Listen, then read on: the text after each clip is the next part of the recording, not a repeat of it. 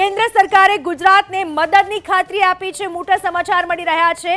જોરદાર વરસાદ આખા ગુજરાતમાં રેડ એલર્ટ છે। આખા ગુજરાતમાં ધોધમાર વરસાદ વરસ્યો ત્યારે કેન્દ્ર સરકારે ગુજરાતને મદદની ખાતરી આપી છે। બચાવ રાહત માટે કેન્દ્રીય દળોની ટીમ મોકલવાની ખાતરી આપવામાં આવી છે। કેન્દ્ર સરકાર પર સતત નજર રાખી રહી છે।